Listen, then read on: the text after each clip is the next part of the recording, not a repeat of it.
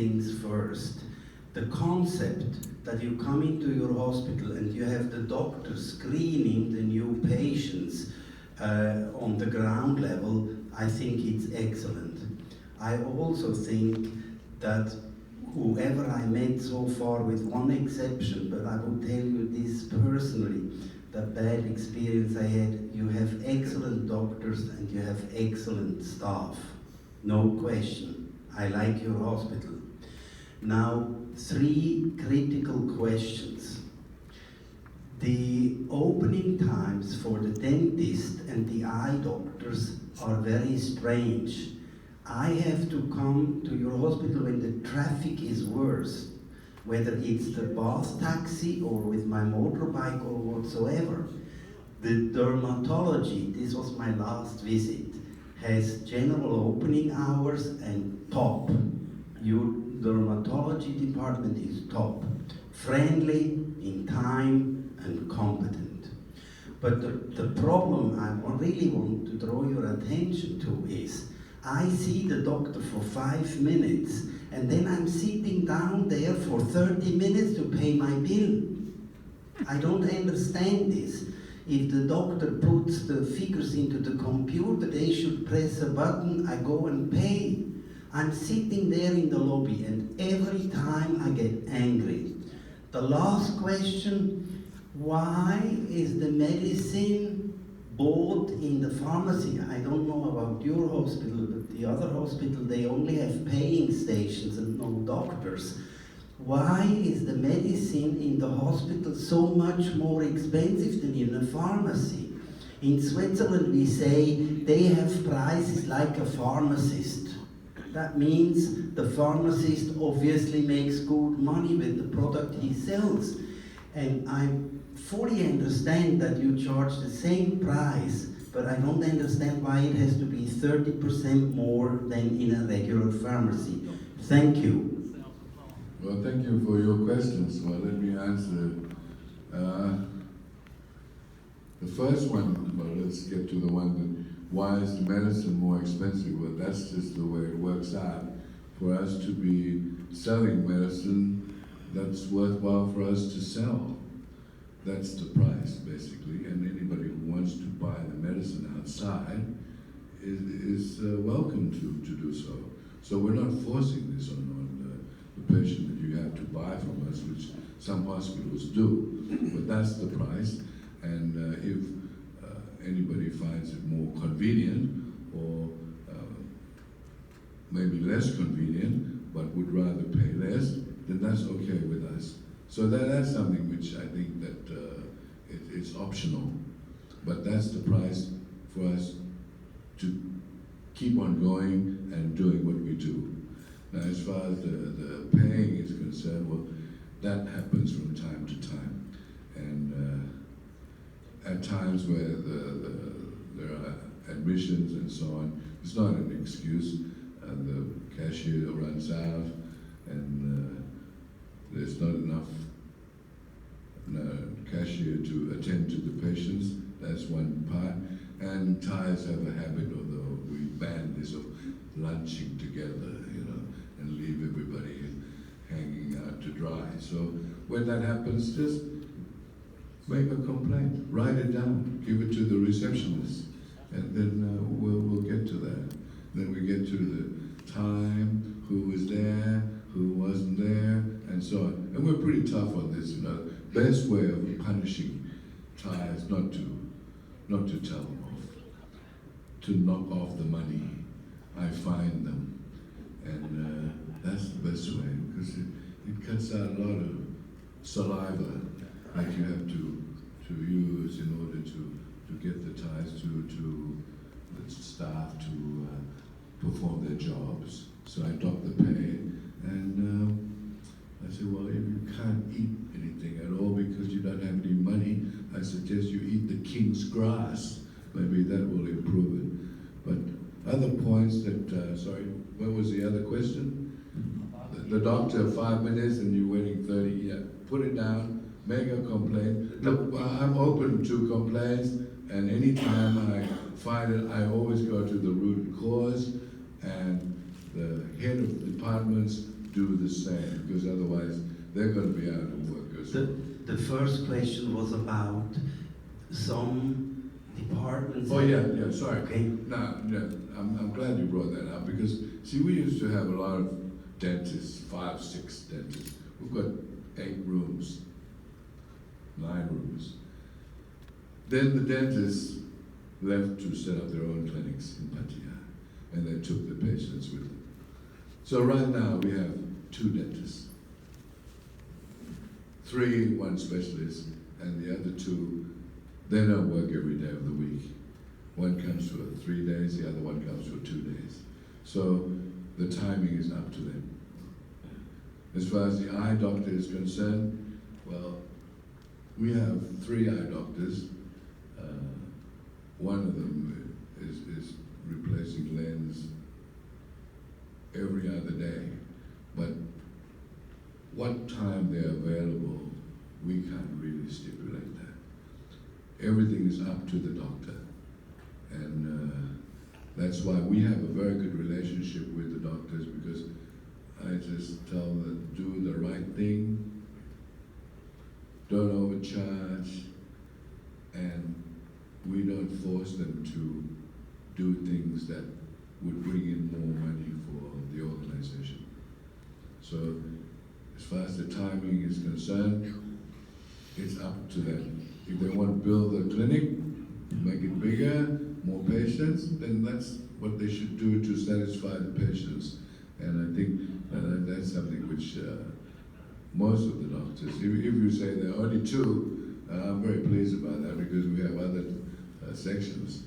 But the dental part, if you know any good dentists, and recommend it to us. We've got a great place, to have dentists work. But as far as the eye doctor is concerned, the timing, again, up to the doctors to decide and tell us. Time for one more. Right. I have to thank you for your honesty and bluntness. It must be the 50% Scottish blood in there that's doing that. My question is, which of the universities in Thailand have a decent medical department? I think decent. Well, look, I think Ramatibadi is pretty good. Chulalongkorn, University of Melbourne Medical School is number 9 right now in the world. The only one outside the United States and England. And don't forget it. Chulalongkorn is number 500. And Rama is somewhere close by. So Sirat, Rama, and Chula. You didn't mention Mahindo. Mahidol, well, that's it, Rama is Mahidol. Oh, okay, sorry, my mistake. So, thank you. anyway, these 3 hospitals, university hospitals, I think they produce probably the most competent. But then again, Thai doctors tend to lead with the machines. The machines, if you have it, it elevates the doctor in the sense that most people understand. In Australia, I know it, in Melbourne, they don't even talk about the machines because they have them. But the hospitals, they usually advertise that they have this machine, that machine, but they don't talk too much about the doctors. And each time something goes wrong, the machine's wrong. And that tends to be the trend of the thinking. So the 3 hospitals, I think if they graduate from there, pretty reasonable. And but I just told them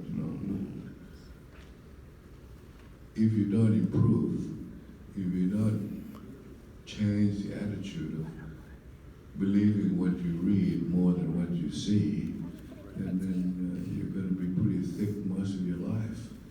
And most of the doctors, I still do a lot of telling off, but telling off doctors, they get pretty stroppy. But then if you tell them off one-on-one, that's okay. because I'm trying to improve you, you know. I don't want you to be a jerk to your patients and so on and do the right thing. But if it's one-on-one, nobody hears, they don't mind, and they do improve. Because I make sure that, because I said, if you don't improve, I'm going to give you the boot. And when I give you the boot, you'll feel it. And that's it, sorry. So, you know, another thing is that we operate not on the number of nurses, supposing you should have 10, but you only have 7. 7 competent nurses. The other 3 were kicked out. Oh, we won't have enough people. I said, walk faster, do things faster. Because when you have incompetent people mixed with competent people, the competent ones are afraid that they're going to be roped into some error which they have to share in the mistake because of another incompetent member of the team. So now anybody incompetent, I just tell them you're dangerous. Other places you give the wrong injection, you get a warning. Second time, you get fined, and third time, you're out. Well, for us, the wrong injection, one time, you're out. You become dangerous. So that's the difference. So I'm not the usual standard to go by because I'm a bit rough. Okay, you got a quick one because we're a little bit over time. Go ahead, Alan, real fast. One very quick one. Where does Burapha University figure in Thailand? Sorry? Burapha University. Well, Burapha University is an incomplete medical school. That's what you're talking about, right? I told, we got a couple of doctors coming up for filling in the evening from overnight, let's say. And some of them, I said, where did you graduate from? I said, Burapha. I said, what you're doing right now is improper. You have graduated from a university where, as a medical school, is incomplete. So they're turning out doctors who I consider, many of them, bloody dangerous.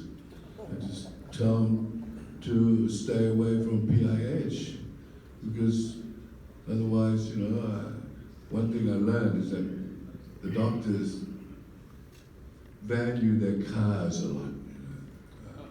My office is in the car park, so I know which one's got a new car because he comes out or she comes out and looks at it every 2 hours or 3 hours just to make sure no bird shits on it. So you know that that's really of prime importance to each of the doctors that have new cars. So if you get a nasty one, you just scratch the car, man. That gets to the heart of the matter. One time I had a cardiologist who turned out to be just a nasty piece of work. So I paid my guards to bust the lights, all 4 of them, before he left. And he never came back again. I told him, don't ever come back. And so when you get incompetent doctors, you get rid of them fast. And again, if you are running short of doctors, the more they work, the more they earn. So you want to make more money, you work more, you don't charge more. And if you're covering 2 jobs, and it's not going to be a danger to the patient, then they would like to do that. So, you know, the Burapha, for me, it was told to me by a friend who's in the Department of Surgery at Ramajibadi Hospital that the reason it's there is because Thaksin said, put one there, Burapha Medical School. So according to the word of God, that was what happened. They put one there, and it's incomplete, and people who graduate from there, I wouldn't bet my life on it, that's for sure. But I try to have fewer of them as few as possible. Okay, thank you. We'll give them a hand, we'll give them this thing, and we'll keep some of this out of the for sure. Thank you again, Dr.